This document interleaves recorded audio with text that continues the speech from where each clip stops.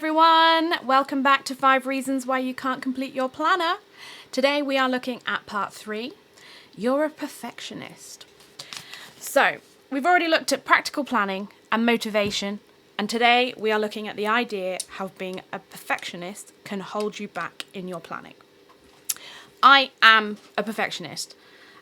Just ask Dave. There's nothing fundamentally wrong with that, but I think it has contributed to my previous failures in completing a planner. I hate it when my perfect plan gets disrupted. Now, 2020 has taught me that absolutely anything can happen. So how do you continue to plan when unforeseen circumstances throw a spanner in the works?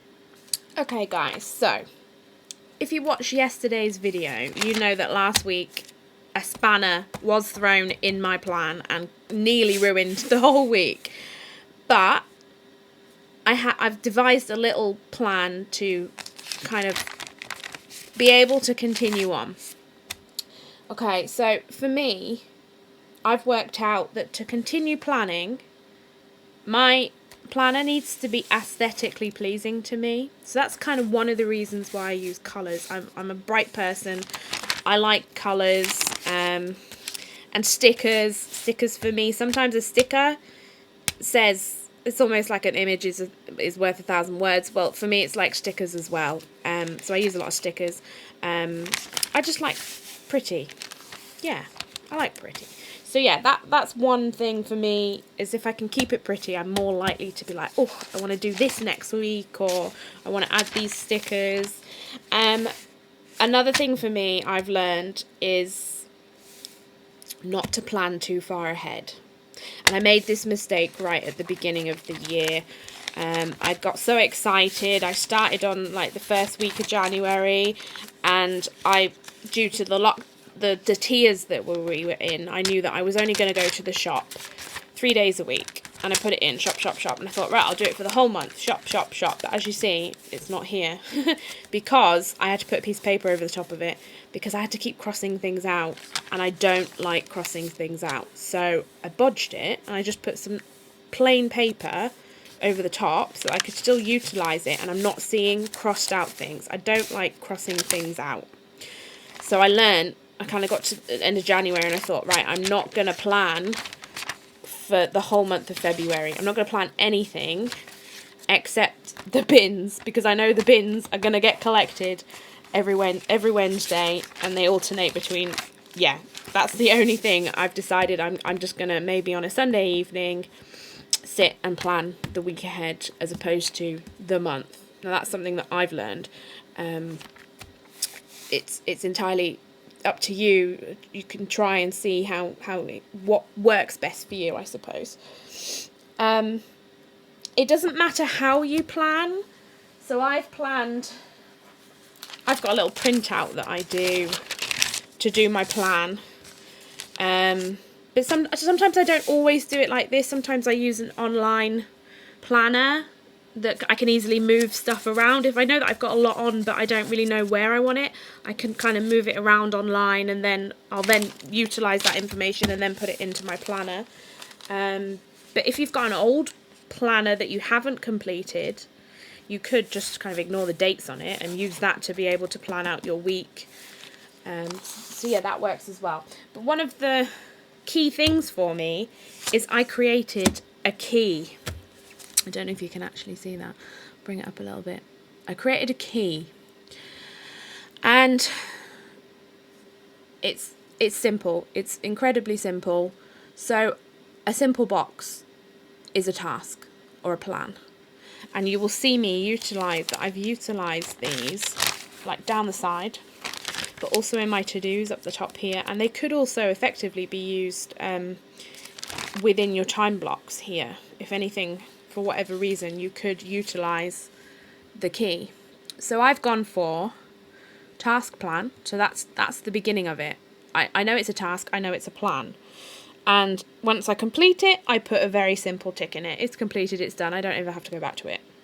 Now, if for any reason it gets cancelled, then the natural choice is a cross.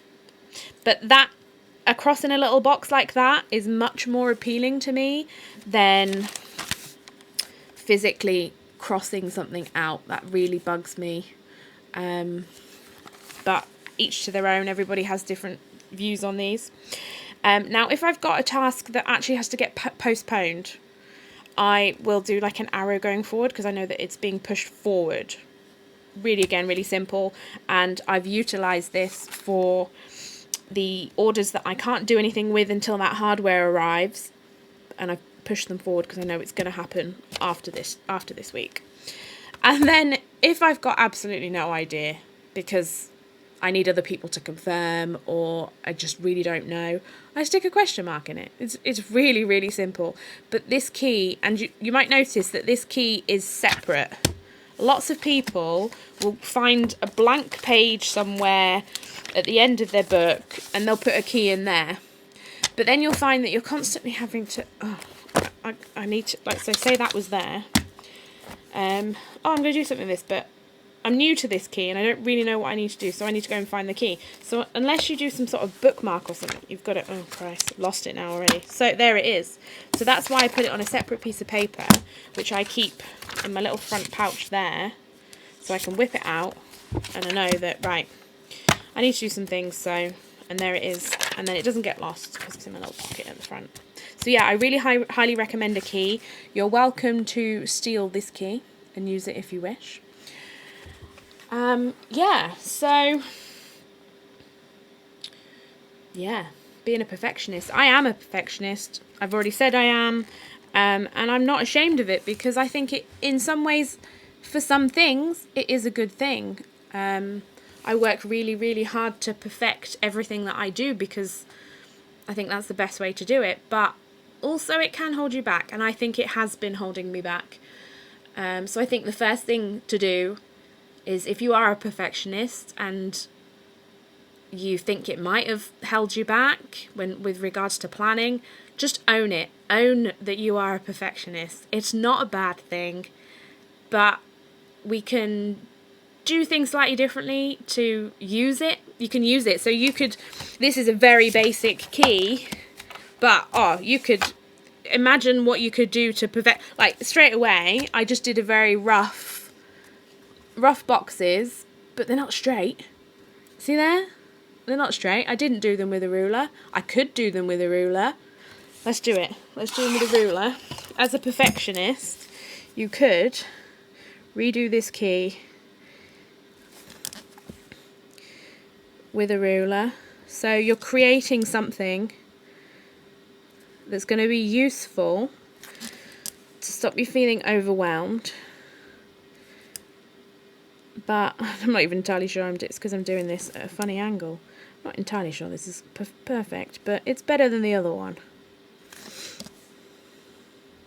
You see what I'm going for here?